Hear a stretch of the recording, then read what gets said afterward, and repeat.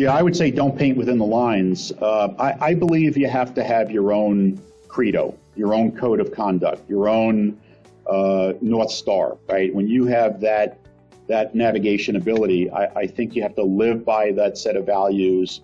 I think it has to be core to who you are. You have to be consistent in your application of those processes.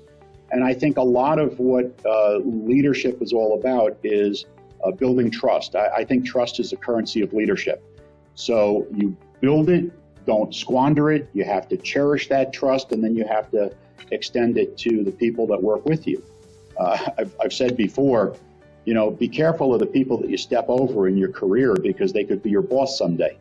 I think it's really important that you just build a network of trust and honesty and transparency and partnership and not get into hatred or competition that goes wrong. I have great friends in this market, and they are great competitors. But I'm always respectful of them, and I hope that they're always respectful of me. I think when you have that respect and that trust, then we will be able to battle each other and still be friends and work together, right? And so it's often called competimates. I think that's important. And so I think executives need to build that fabric of who they are and make sure that they live it every single day. If you're associated with technology, I think my first piece of advice would be about education.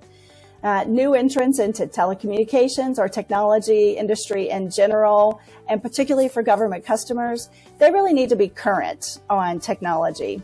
The currency means a commitment to continuous learning because the technology, as we all know, either as users or as business professionals or government, the pace is difficult to keep up with.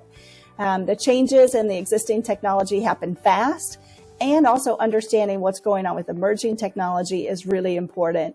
So the first advice I'd say is be committed to your ongoing education where technology is concerned. I encourage all to actively nurture and maintain their network. It requires your attention, availability, and ensurance that it remains vibrant and connected in multiple domains. I encourage you to expand your network outside of your comfort zone. Connecting with those in different domains allows you to learn new skills and techniques, and we are all constantly learning new and better ways to do business. Those of us that have been in the industry for many years and those starting out in the industry. And I always encourage folks to create a network of mentors and advisors. And for those of us that have something to give, I think it's a tremendous opportunity for us to give back.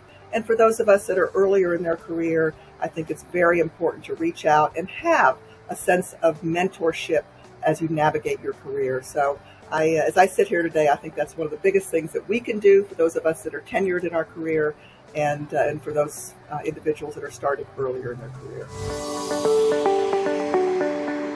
Having been a government customer, and that's our principal customers today, I think there's this level of empathy. And I would advise any entrepreneur, anybody who wants to get into this industry, is to go beyond just the empathy part of your government customer, get into their mindset. In their mindset, they're constantly thinking about policies, they're thinking about budgets, they're thinking about technologies, the programmatics of what they have to do on a day in, day out basis. You need to understand that because you could have the greatest idea. And if you don't put your idea within the context of what they're thinking about along all those things I just described, you're going to lose out. So it's a little bit of this empathy, as I would call it, with the government customer, taking their mindset and putting your technology or your solution and how it could best fit within all those attributes or things that they're thinking about all the time.